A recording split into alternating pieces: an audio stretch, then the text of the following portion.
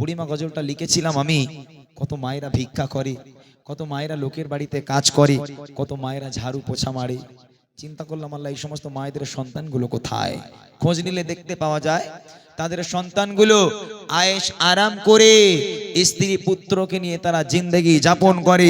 আর যে মা 10 মাস 10 দিন গর্ভে ধারণ করে লালন পালন করে বড় করেছে, মানুষ করেছে, সেই মা রাস্তায় রাস্তায় ভিক্ষা করে। আল্লাহ পাক কোরআন শরীফের মধ্যে বলেন, বিসমিল্লাহির রহমানির রহিম, ওয়াকাদা রাব্বুকা আল্লা তা'বুদু ইল্লা ইয়্যাহু ওয়া বিল ওয়ালিদাইনি ইহসানা। এ আমার বান্দা বান্দিরা, আমি আল্লাহ পাক আল্লাহ তাআলা আমার ইবাদত বান্দেগি করার পর দ্বিতীয় নম্বর ইবাদত হলো তোর বাপ মায়ের প্রতি ইহসান করা, বাপ মাকে ভক্তি করা, মোহাব্বত করা। আজকে সেই বাপ মাকে আমরা তাড়িয়ে দেই। বুড়ি মাতে বলেছিলাম বুকের খাঁচায় লাথি মেরে মাকে বাড়ি থেকে বার করে দেয়। এখন ওই মা যখন ওই সন্তানটাকে জন্ম দিয়েছিল কতটা কষ্ট করেছিল, বুড়ি মাটা কেন লিখেছে আগে সেটা বলি, তারপর বুড়ি মাটা বুঝতে পারবেন। চলেন শুনি সেই মা সন্তানকে যখন মানুষ করেছে কতটা কষ্ট সেই মা করেছে। কবি ছন্দের মাধ্যমে লিখছে, সারা দুনিয়া ঘুরে মায়ের সমান পাবে না, সারা দুনিয়া ঘুরে মায়ের সমান পাবে না, সারা দুনিয়া ঘুরে মায়ের সমান পাবে না। সারা তো ছাড়া এই দুনিয়া, সারা তো ছাড়া এই দুনিয়া কেউ তো আপন হবে না, সারা দুনিয়া ঘুরে মায়ের সমান পাবে না, সারা দুনিয়া ঘুরে মায়ের সমান পাবে না। সারা তো ছাড়া এই দুনিয়া, সারা তো ছাড়া এই দুনিয়া কেউ তো আপন হবে না, সারা দুনিয়া ঘুরে মায়ের সমান পাবে না, সারা দুনিয়া ঘুরে মায়ের সমান পাবে না।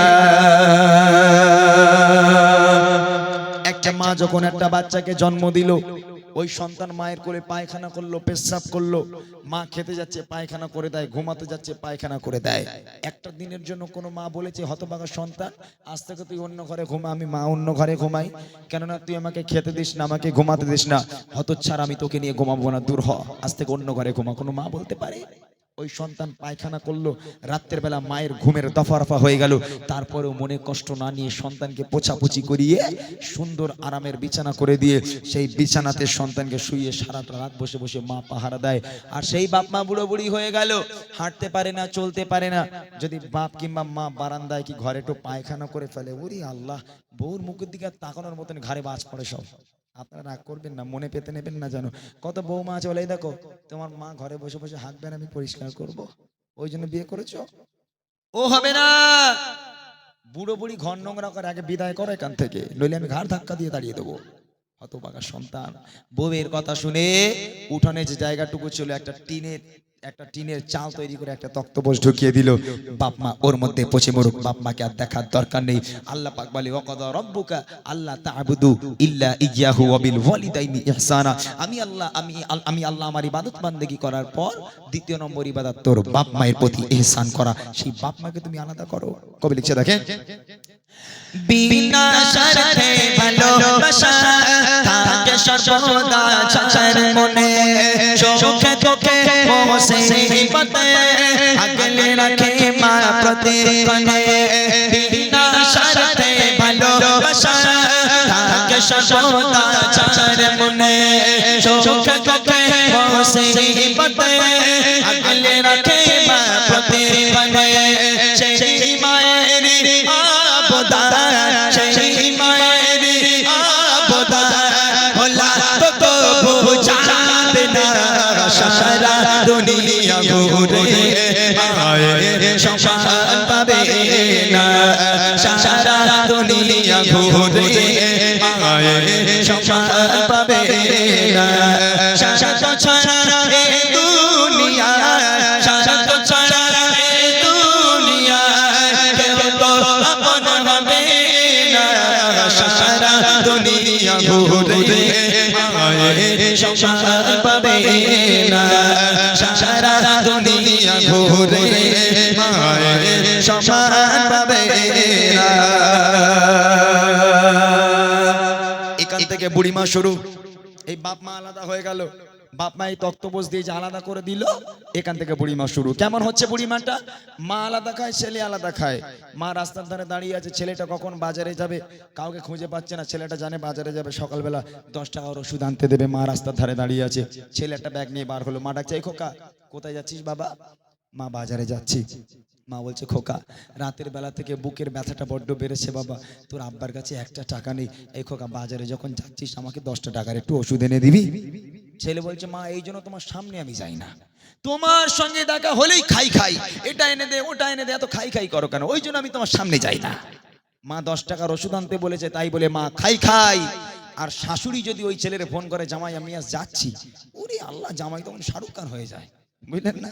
তখন বউর কাছে বলবে, দেখো তোমার মা আসছে, কি খেতে ভালোবাসে, গরুর গোশ না মুরগির গোশ? বলে আমার মা দুটোই খায়। বলে চিন্তা করো না, শাশুড়ি বলে কথা, সাথে ইলিশটা না আনলে হয়, বুঝলেন না? আর মা যদি 10 টাকার ওষুধ আনতে বলে, মা নাকি খাই খাই। কেন? এর একটা কারণ আছে। 5G জামানা তো, মায়ের পায়ের তলায় জান্নাত ছিল না, এত স্পিরিটি দুনিয়া চলছে। 5G জামানা, মায়ের পায়ের তলায় জান্নাত আর নেই, ট্রান্সফার হয়ে শাশুড়ির পায়ের তলায় চলে গেছে। ওই জন্য জামাইরা খালি শাশুড়ির পায়ে চুমু খাচ্ছে, বুঝলেন না? যার বাড়িতে বাপ মা আছে তার বাড়িতে বরকত আছে, যার বাড়িতে বাপ মা নেই লক্ষ লক্ষ টাকা ইনকাম করে আনবেন, কোনোদিন আপনার ঘরে রহমত হতে পারে না, বরকত হতে পারে না। আপনার বাপ মা আপনার জন্য রহমত, আপনার বাপ মা আপনার জন্য বরকত। শেষ কথায় কবি লিখছে, হাজার দুঃখ যন্ত্রণাতে হয় না ক্লান্ত কোনো রাতে, একটি রাতেও ঘুম আসে না, বসে থাকি মা পাগারাতে।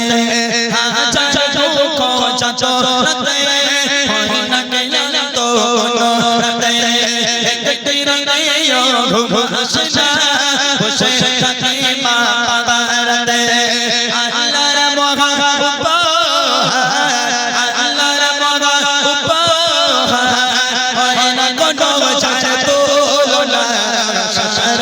দুনিয়া ঘুরে মায়ের সমান পাবে না, সারা দুনিয়া ঘুরে মায়ের সমান পাবে না।